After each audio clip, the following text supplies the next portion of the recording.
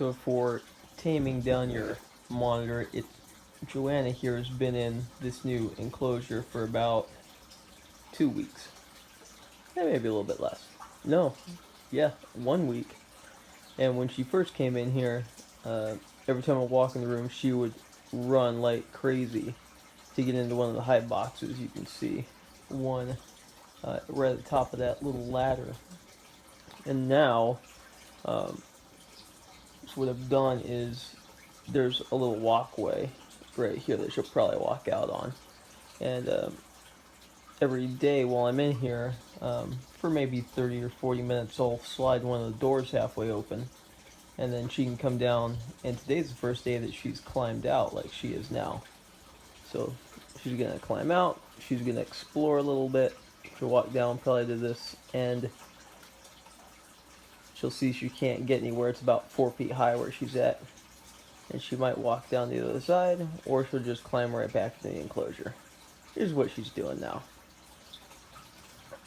So this is doing a couple of things. One, it's helping feed her curiosity, as monitors are super curious. And two, it's letting her get closer to me on her terms. So one thing that I never do with any of my reptiles, unless I have to, like she got injured and I had to take her to the vet or something, is I never forcefully pick them up. And a lot of people make this mistake. So think about it like this, right? This is, for all intents and purposes, her home. So imagine that you moved into a new home that you didn't necessarily want, right? It's just the home that was picked for you. Then imagine that the person that had picked that home for you, came over randomly, opened your front door, and then forcefully held you, hugged you, whatever. There's forced interaction. How excited would you be to see that person every time you saw them, right? You'd probably freak out and not want to be anywhere near them. So you can't, like any relationship with any living thing, human or otherwise, you can't force that relationship to work. It doesn't work that way. You got to warm up to each other. So by doing this, I can probably walk up. I won't do it while she's coming out on the ledge, but if she's up on that heat rock or the basking spot, I can probably walk up and she'll likely just smell my hand, and then that's it. She doesn't want any more interaction than that. And the key is that I can't force that. You want positive interactions, even if they're super short, like these ones have been. So just like she's come out and walked around, it satisfies her curiosity, and she's doing it more and more frequently. But again, everything is on her terms, so I'm not forcing any more interaction than she wants. And if you can do this, you'll make enormous strides. So when she came to me, she was terrified of people because she'd been force held for the last 2.5 years. She also had metabolic bone disease from getting calcium but not having any UV light and not having the proper temperature. She had a heat pad that kept her about 80, maybe 80 degrees. And that's the warmest spot in her tank. The rest of the tank was at room temperature. And she'd been getting like not hot pockets, pizza rolls and things like that. Now she's on a diet of, it's 3 pounds of ground up turkey, 6 eggs, 2 scoops of calcium powder, and then 1 scoop of vitamins. And that all gets mixed up. She gets about 2 ounces, about 2 ounces a day, and she's content with that. So proper diet has helped a lot. Those 2 heat lamps up there are 100 watts apiece, and it gets to about 140 degrees right there at that wood.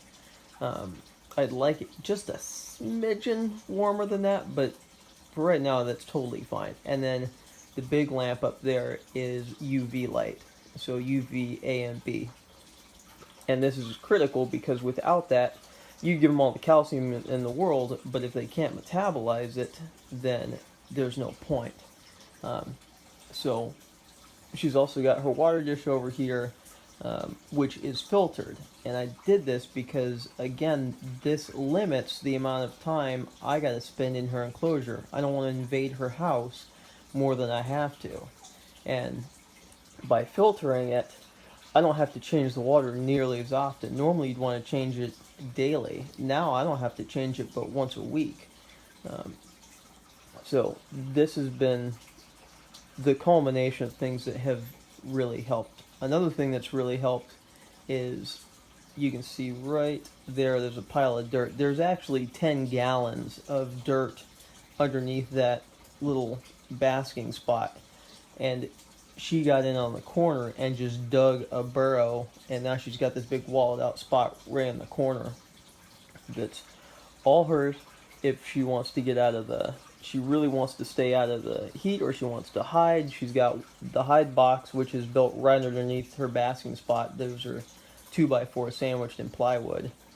And then there's another, you can't see it because this 2x3 is in the way. There's another hide box on the ground level, and then she's got the big hide back there that she dug out. So she's got lots of places to hide.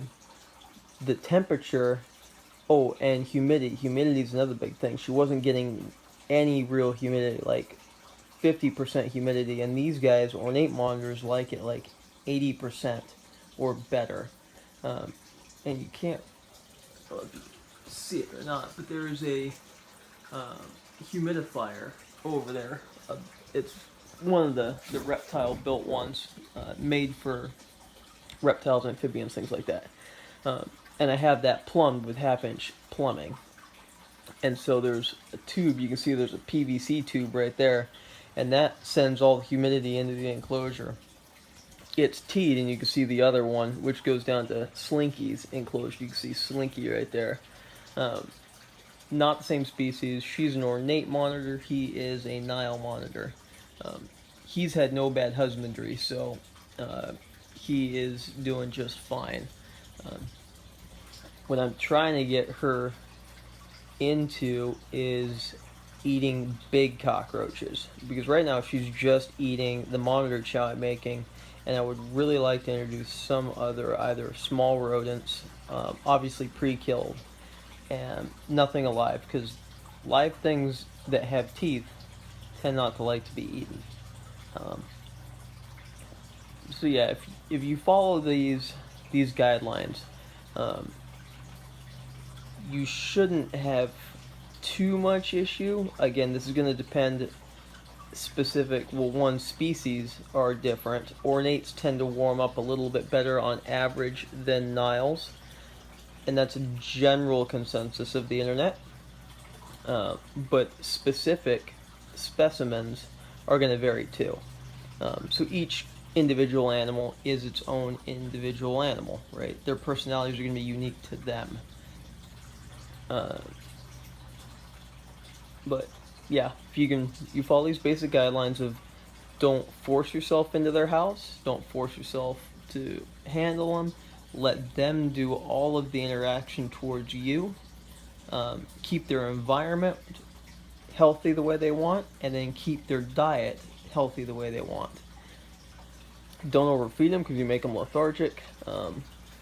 Slinky is, because he's such a young Nile and the metabolism is so fast, he's allowed to eat as much as he wants.